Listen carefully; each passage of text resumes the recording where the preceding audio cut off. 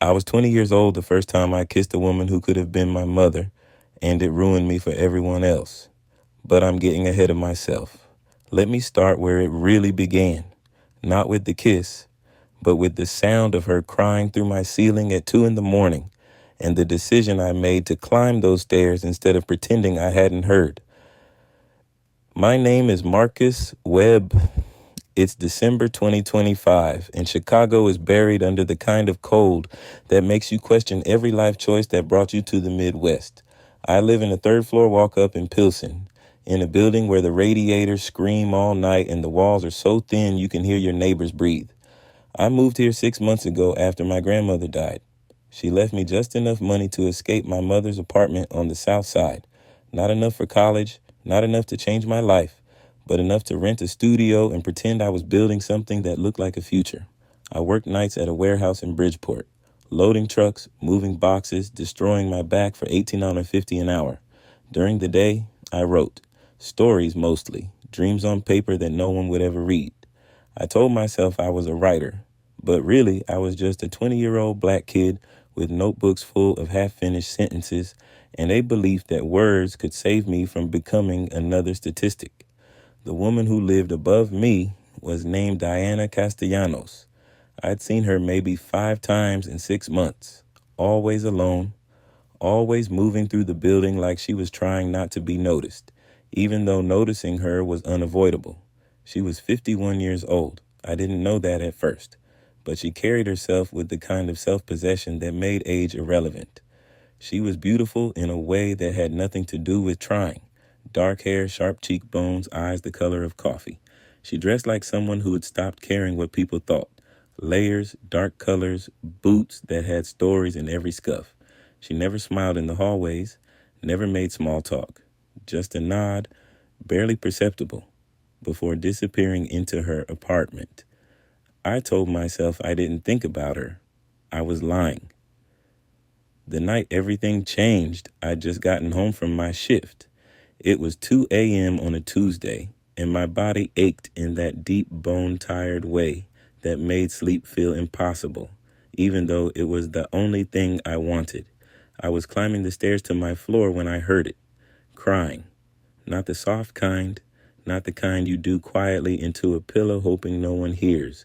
This was raw, guttural grief, the sound of someone breaking apart. It was coming from apartment 4B, Diana's apartment. I stood there in the stairwell, frozen. Every instinct told me to keep walking, to mind my business, to not get involved in whatever pain was happening above my head. But I couldn't move, because I knew that sound. I'd heard my grandmother make it when my grandfather died. I'd heard my mother make it when my father went to prison. I knew what it meant to cry like that when you think no one's listening. So I climbed the extra flight of stairs and knocked on her door. The crying stopped immediately. Silence. Long enough that I started to think I'd made a terrible mistake. I was about to leave when the door opened. Diana stood there, and she looked nothing like the composed woman I'd seen in the hallways. Her face was wet, blotchy, her eyes swollen and red. She was wearing an old Northwestern sweatshirt and pajama pants. Her hair was down, messy. She looked human. She looked destroyed. "I'm sorry," I said quickly. "I heard you, and I wanted to make sure you were okay." She stared at me. I watched her face shift. Walls going up in real time. The armor sliding back into place. "I'm fine," she said, her voice hoarse. "Thank you for checking." She started to close the door. I put my hand against it. Not aggressive, just enough to stop it from closing. "You're not fine," I said quietly, "and that's okay. I didn't come up here to fix anything. I just didn't want you to be alone with it." Something in her expression cracked. Her hand on the doorframe tightened, knuckles going white. "You should go," she said, but there was no force behind it. "I will," I agreed. "But let me make you some tea first. My grandmother used to say tea helps. I don't know if it's true, but it's something to hold on to." I don't know why she let me in. Maybe exhaustion, maybe loneliness, maybe just the surprise of someone giving a damn at 2 in the morning. But she stepped back, and I walked into her apartment. Her place was nothing like I'd imagined. I'd expected sparse, cold, matching the distance she kept. Instead, it was warm and alive. Books everywhere, stacked on shelves, piled on tables, lining the windowsills, plants crowding every surface that got light, photographs covering an entire wall, so many faces I couldn't begin to count them. The furniture was old, but loved. A worn leather couch, a coffee table with water rings, lamps that gave off soft amber light. It felt like a home, like someone had built a life here, and it mattered. Kitchen's through there, she said, gesturing before sinking onto the couch. I found chamomile tea in her cabinet. Put the kettle on. Stood there awkwardly while it heated, hyper aware that I was in a stranger's apartment in the middle of the night, that this woman was 31 years older than me, that I had no idea what I was doing. When the tea was ready, I brought it to her. She took the mug with both hands, wrapping her fingers around it like she was trying to absorb the warmth. Thank you, she said quietly. I sat in the chair across from her, gave her space, waited. My grandmother had taught me that sometimes people just need a witness, someone to sit with them in the dark and not try to turn the lights on. Finally, Diana spoke. Today was my daughter's birthday. Her voice was barely above a whisper. She would have been 25. Would have been. The weight of those two words settled in my chest like stones. I'm sorry, I said. She nodded, staring into her tea. 7 years.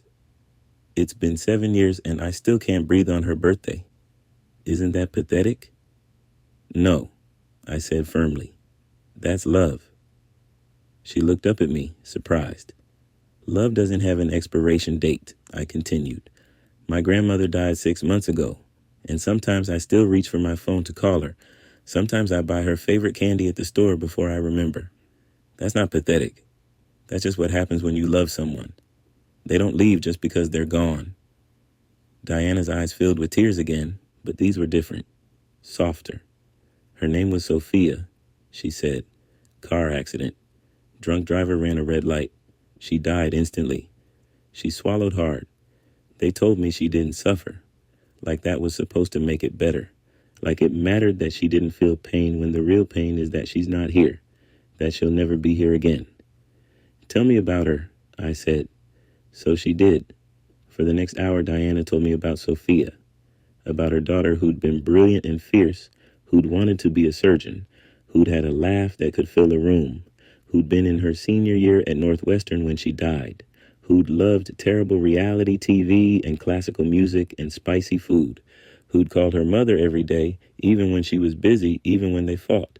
I listened, asked questions, let her talk until the words ran out, and the silence that followed felt less heavy than the one that had come before. You remind me of her a little, Diana said finally, studying me. Not physically, but the way you carry yourself, like you're trying so hard to be older than you are. Sofia was like that, always trying to prove she belonged in rooms that didn't want her. I'm 20, I said. I'm not supposed to have it figured out yet, right? No one has it figured out at 20, she replied. That's a lie we tell young people to make them feel inadequate. I'm 51, and I still don't know what the hell I'm doing most days. I laughed despite everything. That's somehow comforting and terrifying. She smiled, small but real. Welcome to being human. We talked until the sky outside her window started to lighten. About loss, about family, about the ways we try to survive in a city that grinds people down. She told me about her work as a translator, about learning languages because they were puzzles she could solve when nothing else made sense. I told her about writing, about working nights, about dreams that felt too big for someone like me. When I finally left, the sun was coming up and we were both exhausted. Thank you, Marcus, she said at the door, for knocking, for staying. Anytime, I said, and I meant it. After that night, everything was different. Not obviously. We didn't suddenly become inseparable, but there was an understanding between us now, and acknowledgement. When we passed in the hallway, She'd nod with actual warmth. Sometimes she'd even smile. I'd hear her moving around upstairs and feel comforted by it, by the reminder that I wasn't alone in this building. A week later, I knocked on her door with groceries. "I got too much," I said when she answered. "Thought you might want some." She looked at the bags, then at me. Her expression was unreadable, but there was something in her eyes. Amusement, maybe, or recognition. "You're a terrible liar," she said. "Yeah," I admitted. "I really am." She took the bags. "Come in. I'll make coffee." It became our routine. Every few days, I'd find an excuse to knock on her door, return a package that had been delivered to my apartment by mistake, ask to borrow sugar, wonder if she knew when the landlord was fixing the heat. She'd let me in, and we'd talk. I learned she'd been married briefly in her 20s. It hadn't worked out. He wanted her to be smaller, quieter, less ambitious. Sofia's father had never been in the picture. Diana had raised her daughter alone, working 2 jobs, putting herself through school at night to get her translation degree. "I was so tired," she said once, "all the time." But Sofia was worth it. She was worth everything. She learned about me too, about my father in prison, about my mother who worked 3 jobs and still couldn't make rent, about my grandmother who'd been the only person who believed I could be more than my circumstances, about the stories I wrote in the margins of my life, hoping they'd add up to something. "You are a writer," Diana said one evening, watching me scribble in my notebook. "Stop saying you're trying to be. You write. That makes you a writer. Everything else is just noise." "You sound like my grandmother," I said. "Then she was smart," Diana replied. I didn't realize I was falling for her until it was too late. It happened slowly, the way all dangerous things do. In the way she'd tuck her hair behind her ear when she was thinking. In the way she'd correct my Spanish with patience that felt like tenderness. In the way she'd leave her door unlocked when she knew I was coming. A trust I hadn't earned, but was given anyway. It was in the way she looked at me sometimes, when she thought I wasn't paying attention, with something I couldn't name, something that made my pulse race and my skin feel too tight. I tried to ignore it, told myself it was just proximity, just loneliness, just 2 people who'd found connection in an isolating city. She was 31 years older than me. She'd lived an entire life before I was born. She was grieving her daughter. Whatever I was feeling was inappropriate, impossible, selfish, but it didn't go away. One night in late January, I brought over Thai food from our favorite place on 18th Street. We ate on her couch, watching snow fall outside her window. The radiator was hissing. The apartment was warm, and I felt so content it scared me. "Can I ask you something?" I said. "Always. Do you ever get lonely?" She was quiet for a long moment. "Yes," she said finally. "All the time. But loneliness isn't always about being alone. Sometimes you can be surrounded by people and still feel isolated. The loneliness that really hurts is when no one sees you, when you could disappear and it wouldn't matter to anyone. You matter," I said quietly. "To me. You matter to me." She turned to look at me, and something shifted in the air between us, something electric and dangerous and impossible to take back. "Marcus," she said, and my name in her mouth sounded like a warning and a plea. "I know," I said quickly. "I know this is complicated. I'm not asking for anything. I just needed you to know that you're not invisible, not to me." She reached over and took my hand. The contact sent electricity through my entire body. Her hand was warm, her grip firm, and I couldn't breathe. "You matter to me too," she whispered, "more than I should allow." We sat there, hands linked, neither of us willing to pull away or push forward. The moment stretched between us, heavy with everything we weren't saying. Then she pulled her hand back. "You should go," she said softly. "Please." I left, but something had been broken open that night, and there was no putting it back. The next few weeks were torture. The tension between us became unbearable. Every conversation felt charged. Every accidental touch sent sparks through my body. We were both trying so hard to maintain boundaries that we'd turned our friendship into a minefield. She'd pull back, become distant, and I'd respect it even though it killed me. Then she'd show up at my door with coffee she'd made, unable to stay away, and we'd fall back into the dangerous intimacy we'd built. It was unsustainable. One night in February, I was in my apartment trying to write when I heard her pacing upstairs. Back and forth, restless and agitated. Finally, I heard her door open, heard her footsteps on the stairs. She knocked on my door. When I opened it, she was standing there in jeans and a sweater, her hair down, her expression somewhere between determined and terrified. "I can't do this anymore," she said. "Do what?" I asked, even though I knew. "Pretend," she said. "Pretend that I don't think about you constantly. Pretend that I don't wait to hear your footsteps in the hallway. Pretend that I'm not completely, impossibly drawn to you in ways that terrify me." My heart was pounding so hard I thought it might break through my ribs. "Diana, let me finish," she interrupted. "I'm 51 years old, Marcus. You're 20. I have a dead daughter who was closer to your age than I am. This is wrong in every conceivable way. The age gap, the power dynamic, the judgment we'd face. I've spent weeks telling myself all the reasons this can't happen." "Okay," I said quietly. "But here's the truth," she continued, her voice shaking. "I haven't felt seen by another person in 7 years, not since Sofia died. I've been walking through life like a ghost, going through the motions, waiting for nothing. And then you knocked on my door, and suddenly I remembered what it feels like to be human, to be wanted, to want something for myself." She stepped closer, and I could feel the heat coming off her body. "So I need to know," she said. "Is this real for you? Or am I just a lonely older woman you feel sorry for?" I stared at her, trying to find words for the chaos in my chest. "I think about you all the time," I said finally. "When I'm at work, when I'm trying to sleep, when I'm trying to write. You've become the center of my world without me even noticing it happening. And yeah, the age gap is terrifying. And yeah, people would judge us. But I don't care about any of that. What I care about is the way you look at me like I'm worth something. The way you make me feel less alone. The way being near you makes everything else make sense." I took a breath. "So yes, this is real. You're real.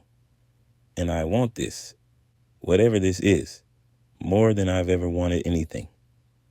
For a long moment, she just looked at me. Then she closed the distance between us and kissed me. It wasn't gentle. It was desperate and hungry, and full of weeks of restraint breaking all at once.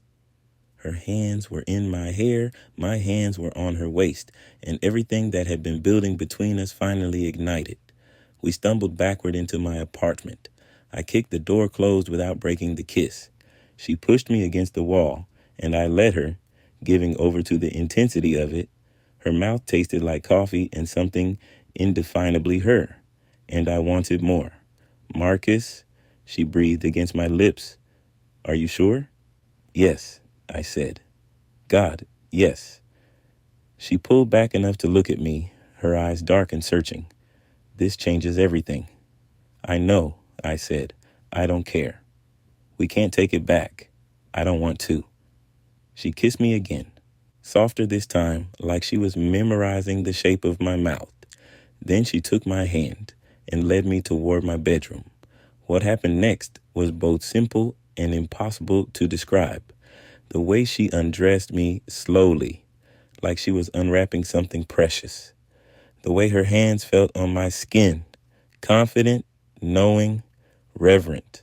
The way she looked at me like I was beautiful, like I mattered, like I was exactly what she wanted. I had been with people before, fumbling encounters with people my own age, all urgency and inexperience. This was different. This was intentional. Every touch meant something. Every kiss was a conversation. She taught me things I didn't know I wanted to learn.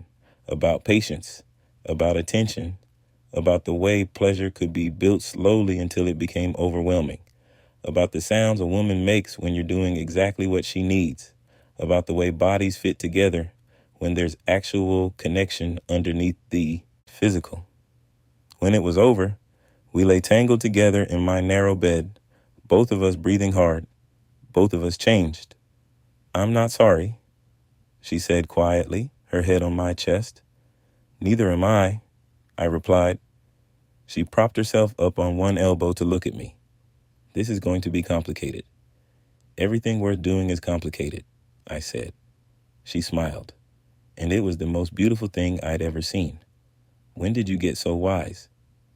"I learned from someone smart," I replied.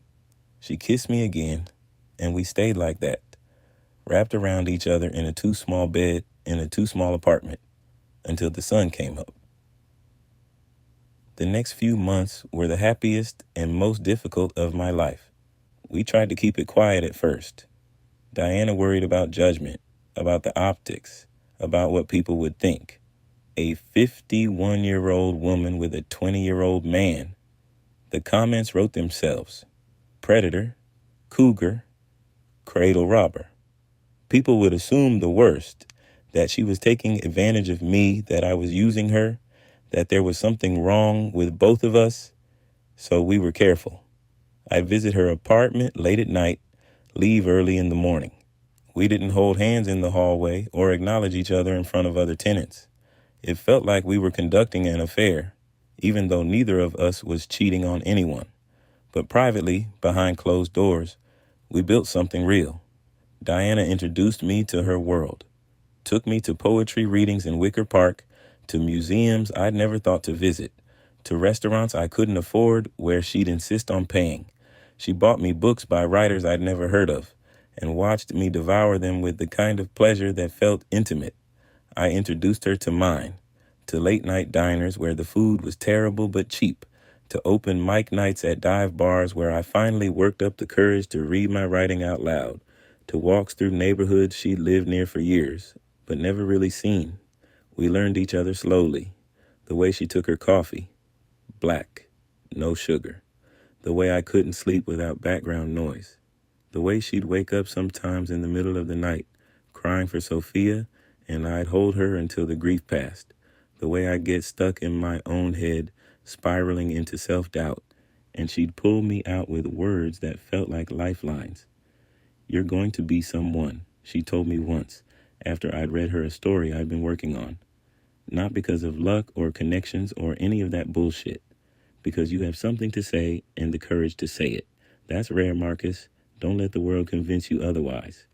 We talked about the age gap, confronted it head on instead of pretending it didn't exist. She worried that she was robbing me of experiences I should have, with people my own age. I worried that I couldn't give her what someone more established, more mature could offer. "I don't want someone my age," she'd say. "I've been there. Most men my age want a woman who'll make them feel young, who will manage their lives, who will be grateful for the attention. You treat me like an equal." "I don't want someone my age either," I'd reply. "They're still figuring out who they are. You know exactly who you are, and you're not apologizing for it. That's everything to me." But the secrecy wore on us both. One night in April, we were at her apartment when we heard voices in the hallway. Our neighbor, Mrs. Chen, talking to someone about that boy who's always going up to the fourth floor at odd hours. Something inappropriate about it, Mrs. Chen was saying. A woman her age and him so young. Diana's face went pale. I felt anger surge through me, not at the judgment, but at the way it made her feel ashamed of something beautiful. "I'm tired of hiding," I said. "Marcus." "No," I interrupted. "I'm tired of acting like what we have is wrong. It's not. We're two adults who chose each other. Why should we hide that?" "Because people will make assumptions," she said. "They'll say terrible things about both of us, but especially about you. They'll say I groomed you, that I'm manipulating you. Let them," I said firmly. "I know the truth. You know the truth. That's what matters." She looked at me with something like wonder. "You really believe that?" "I do," I said. And I want to be able to hold your hand in public. I want to take you out without worrying who might see us. I want to tell people you're my partner and be proud of it. She was quiet for a long time. Then she nodded. Okay, she said. Okay, but slowly. Let's start slowly. We started going out together during the day, just walking around the neighborhood at first, then venturing further. Coffee shops in Logan Square, bookstores in Andersonville, the Art Institute on a Sunday afternoon. People stared, some openly, some trying to be subtle about it. I'd see them doing the math, see the moment they realized we weren't mother and son or mentor and student, see the judgment settle onto their faces. Diana would tense beside me every time, and I'd take her hand and hold it tighter. Let them look, I'd whisper. We're not doing anything wrong. My mother found out in May. I've been avoiding telling her, knowing how she'd react. But she called one evening when I was at Diana's apartment, and Diana's voice in the background was unmistakable. Who's that? My mother asked. I could have lied. Should have, probably, but I was tired of hiding. That's Diana, I said. My girlfriend. Silence. Then, your girlfriend? Marcus, how old is this woman? I closed my eyes. 51. The explosion was immediate and loud. My mother called me every name I'd expected and some I hadn't. Told me I was throwing my life away. Accused Diana of being a predator. Said my grandmother would be ashamed of me. That last one hurt most of all. Grandma would have wanted me to be happy, I said when she finally stopped to breathe. And Diana makes me happy. I'm sorry you can't see that. You're a child, my mother said. You don't know what you want. I'm 20 years old, I replied. I work. I pay my own rent. I make my own decisions. I'm not asking for your permission. I'm just telling you what is. She hung up on me. I didn't hear from her for 3 weeks. When she finally called back, her voice was cold. I want to meet her, she said. This woman who has my son thinking he's in love? The meeting was tense. We met at a diner on 95th Street, neutral territory. My mother showed up in her church clothes, armor for battle. Diana wore jeans and a simple sweater, no makeup, making no attempt to look younger than she was. They shook hands stiffly, sat across from each other in the booth. I sat next to Diana, a physical declaration of whose side I was on. My mother wasted no time. You're old enough to be his mother, she said. I am aware, Diana replied calmly. Then you should know better. I probably should, Diana agreed, but I don't. Because your son is one of the most remarkable people I've ever met, and I'm not going to apologize for wanting to be in his life. My mother's eyes narrowed. You're taking advantage of him. No, Diana said firmly. I'm not. Marcus came to me. He pursued this relationship. I tried to resist it because I knew exactly what people would say, but he was persistent, and he was honest about what he wanted. I'm not manipulating him. I'm just choosing not to let fear of judgment stop me from being with someone who makes me feel alive again. You're a grown woman, my mother shot back. You should know that this won't last. He's 20. He's going to wake up one day and realize he wasted his youth on someone who will be collecting Social Security while he's still in his prime. I started to object, but Diana put her hand on my arm. You might be right, she said quietly. This might not last, but nothing lasts forever. My daughter died when she was 18. I learned the hard way that you can't live your life worried about the future, about what might fall apart. All you can do is choose what feels true today and trust that it's worth it. My mother was silent for a moment. Then she looked at me. Is this really what you want? She asked. Yes, I said without hesitation. She's what I want. Even knowing people will judge you? Even knowing this could end badly? Even then, I replied.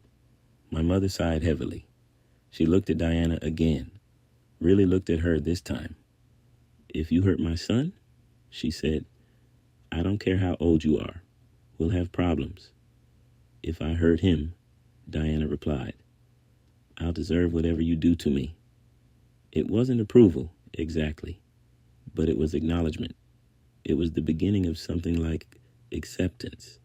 We finished our meal in less hostile silence. When we left, my mother hugged me, tight, fierce, worried. "Be careful," she whispered. "Please." "I will," I promised. Summer came to Chicago the way it always does, suddenly, violently, the city transforming from frozen wasteland to humid jungle overnight. Diana and I spent our evenings on her fire escape, drinking wine and watching the sun set over the neighborhood. "Tell me something you've never told anyone," she said one night. "Like what?" I asked. "Anything. A secret. A dream. Something you keep for yourself." I thought about it. I want to write a book about my grandmother, about her life, but I'm afraid I won't do it justice. That I'll get it wrong and lose even the memory of who she really was. Diana was quiet for a moment. "The fact that you're afraid of getting it wrong means you'll probably get it right. It's the people who think they have all the answers who mess things up. What about you?" I asked. "What's your secret?" She smiled, but it was sad.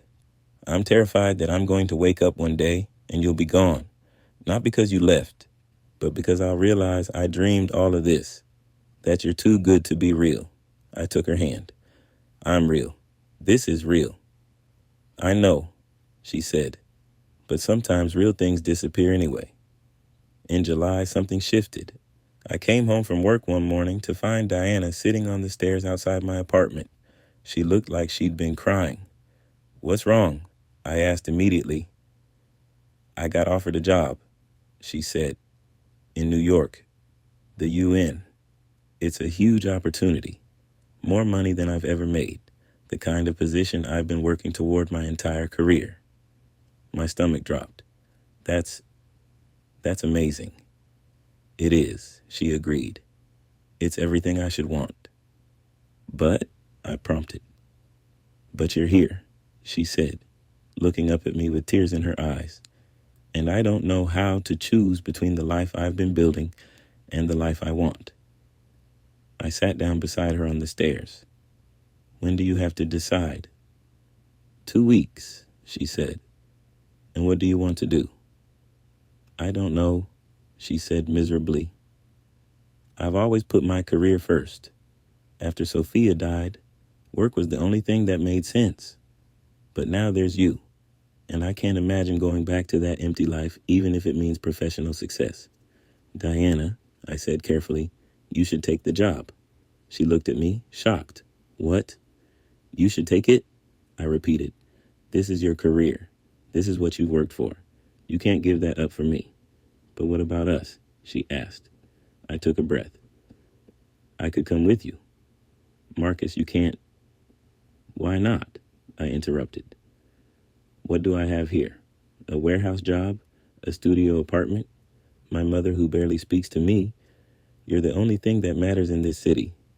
You can't uproot your entire life for me," she said. "What about your writing? Your friends?"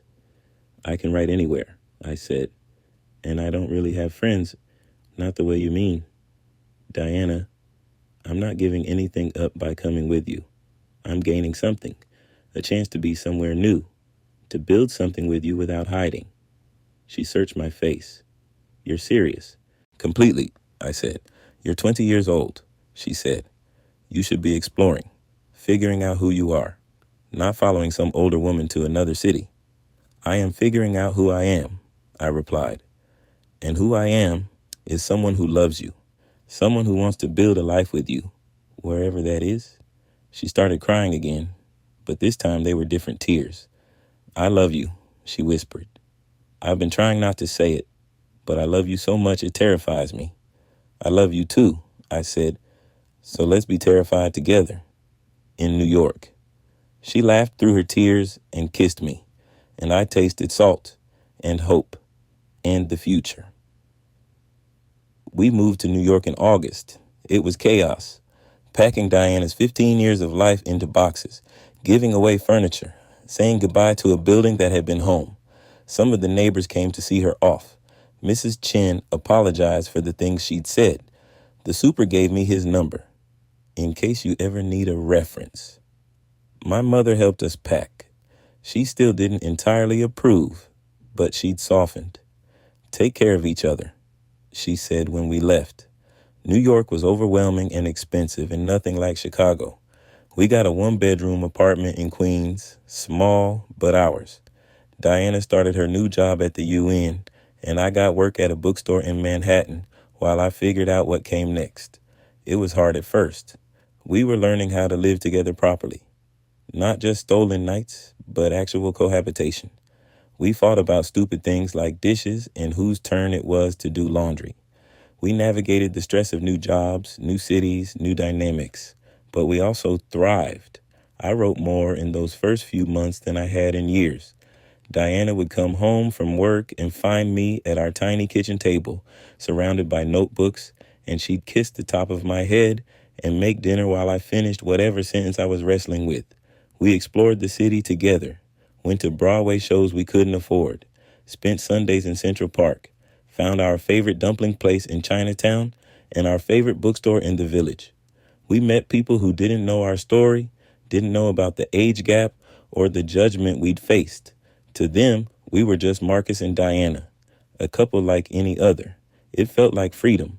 One night in October, we were lying in bed after making love, and Diana traced patterns on my chest with her fingers.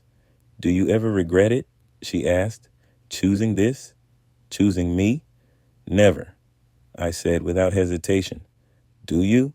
Not for a second, she replied. But I worry about what happens when you're 30 and I'm 61. About what happens when I'm old and you're still young. We'll deal with it, I said. Whatever comes, we'll deal with it together. That's the promise, right? Not that it'll be easy, but that we won't face it alone. She kissed me, slow and deep, and I felt the truth of it settle into my bones. Whatever came next, we'd face it together. Winter came to New York, and with it, a shift I didn't see coming. Diana started working longer hours. The UN job was demanding in ways her freelance work had never been. Meetings that ran late, translation emergencies at odd hours, deadlines that ate into our time together. I understood. This was her dream job. But understanding didn't make the empty apartment feel less empty. I was struggling too. The bookstore paid barely enough to cover groceries. My writing had stalled. Too many rejections from literary magazines. Too much self-doubt creeping in. I felt like I was playing house, living off Diana's success while contributing nothing meaningful. The age gap, which had felt irrelevant in Chicago, suddenly felt enormous. One night in December, almost a year after we'd first kissed, we had our first real fight. I came home to find her still at work at 11 p.m. I'd made dinner hours ago. It was cold on the stove. I'd been waiting, trying to write, getting nowhere, feeling the walls of our small apartment close in. When she finally walked in at midnight, exhausted, I couldn't keep the bitterness out of my voice. Nice of you to show up, I said. She stopped, her bag sliding off her shoulder. Marcus, I'm sorry. There was a crisis with the Brazilian delegation. There's always a crisis, I interrupted. There's always something more important. That's not fair, she said, her voice tight with exhaustion. This is my job. You know how demanding it is. Yeah, and where does that leave me? I shot back. Sitting here in this apartment, working a minimum wage job, writing stories no one wants to read, waiting for you to have time for me? Is that what you think you're doing? She asked, and I heard anger creeping into her voice. Waiting for me? Marcus, no one asked you to come to New York. That was your choice. You're right, I said. I chose to follow you. I chose to give up everything for this relationship. And what are you choosing? Work. Always work. What do you want from me? She demanded. To quit my job?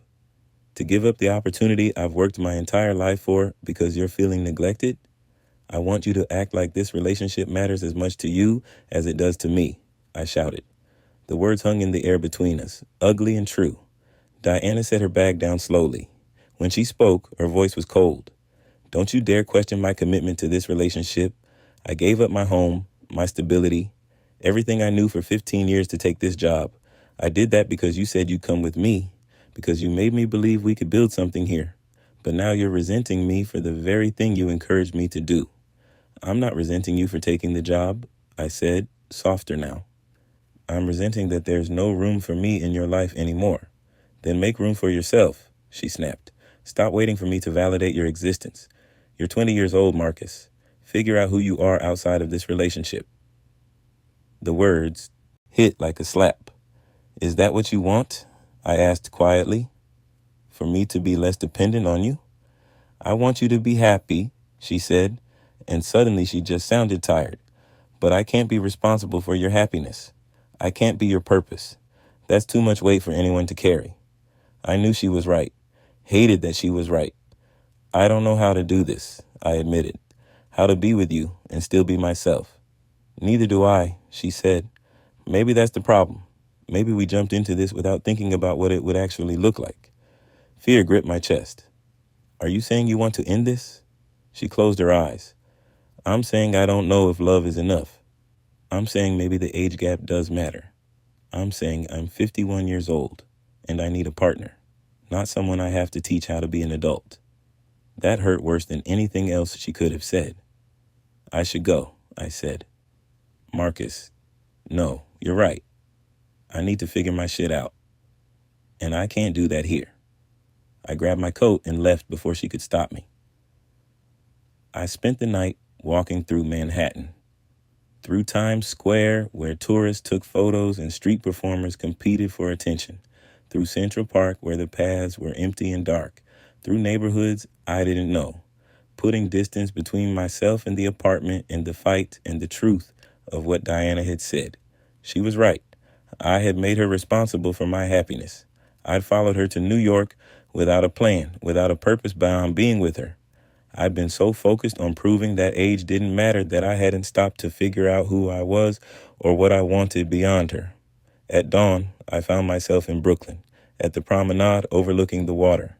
The city was waking up around me, and I felt small and lost and more alone than I had been since my grandmother died. My phone buzzed. Diana calling for the 10th time. I answered. Where are you? She asked immediately, her voice thick with tears and sleeplessness. Brooklyn, I said. Are you safe? Yeah. Silence.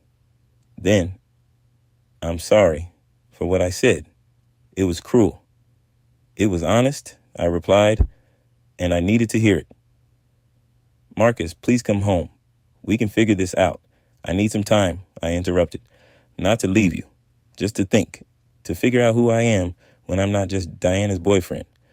Okay, she said quietly. Okay, but please, just don't disappear on me. I can't lose someone else I love. The vulnerability in her voice broke something in me. I love you, I said. That hasn't changed, but I need to become someone worthy of being loved by you, someone who brings something to the table instead of just taking. You already are, she started.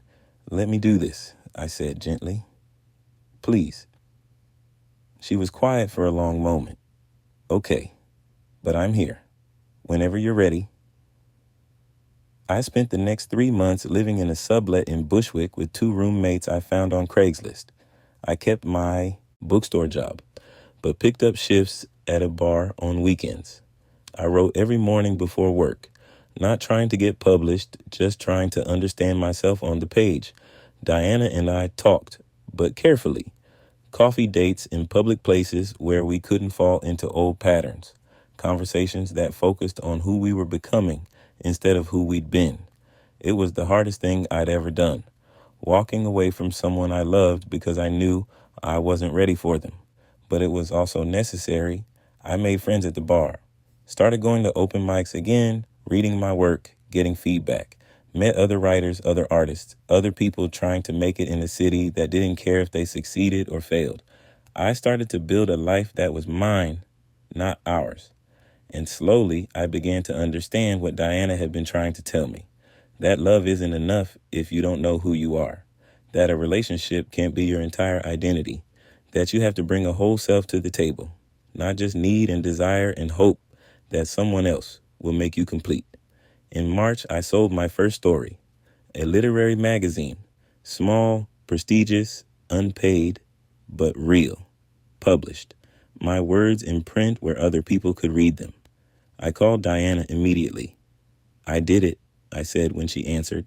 I sold a story. Marcus, the joy in her voice was genuine, unrestrained. That's incredible. I'm so proud of you. Can I see you? I asked. Really see you? Not just coffee dates? Yes, she said. God, yes. We met at her apartment, our apartment, though I hadn't been back in 3 months. It felt strange walking through that door, seeing my things still in the corners, evidence that I had existed there. Diana looked different, tired, thinner, but also more herself somehow, like she'd been stripped down to essentials. I missed you, she said simply. I missed you too, I replied. We sat on the couch, not touching, both of us afraid of falling back into old patterns too quickly. I did a lot of thinking, I said, about what you said, about needing to figure out who I am. And you were right. I was using you as an excuse not to become someone. It was easier to be Diana's boyfriend than to risk failing at being Marcus Webb, writer. I was wrong too, she said. I was so focused on my career that I forgot relationships require actual effort. I took you for granted, assumed you'd always be there while I chased professional success. We both messed up, I said. Yeah, she agreed, but maybe we can mess up better next time.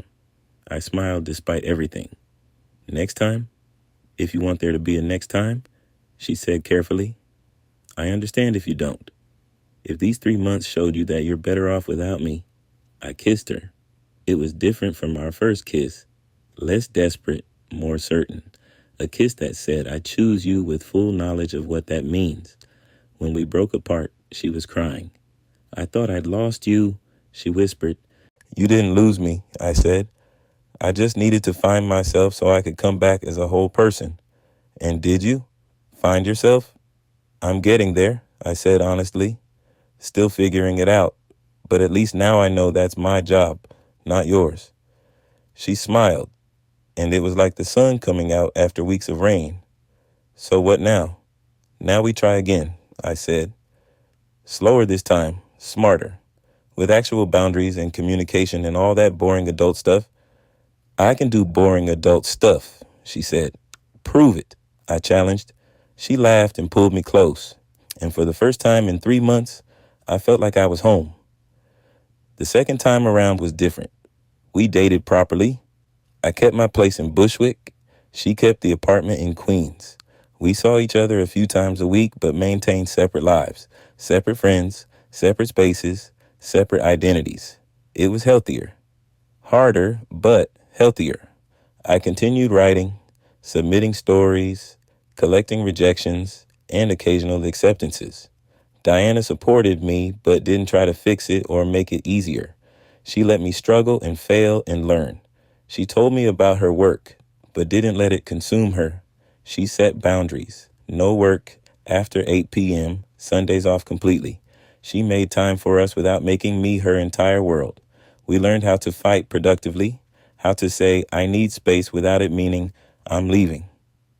How to be two independent people who chose to be together instead of two halves trying to make a whole. My mother visited in the summer, met Diana properly this time, without the hostility. They weren't best friends, but there was respect there. Understanding, maybe, that we were making it work despite the odds. She makes you better, my mother said to me privately, and you make her happy. I guess that's all I can ask for. In September, on the anniversary of Diana taking the UN job, I moved back into the apartment in Queens. Not because I needed to, but because I wanted to. Because we both proven we could exist independently, and now we were choosing to exist together. Are you sure? Diana asked when I showed up with my boxes. I'm sure, I said. This time it's not about running away from something. It's about running towards you. That night, after we'd unpacked my things and christened my return properly, we lay in bed talking about the future. I want to marry you, Diana said suddenly. I turned to look at her. What? Not now, she clarified quickly. But eventually, when we're ready. I want you to know that's what I want. A future. Not just a relationship, but a life. together. My heart was pounding. Even knowing what people will say, even knowing we'll face judgment for the rest of our lives, especially knowing that, she said, because if we can survive everything we've already been through, we can survive anything. I kissed her, slow and deep and full of promise. Then yes, eventually, when we're ready, I want that too. I'm 22 now. Diana is 53. We've been together for 2 years and it hasn't gotten easier. People still stare, still make comments. My mother still worries.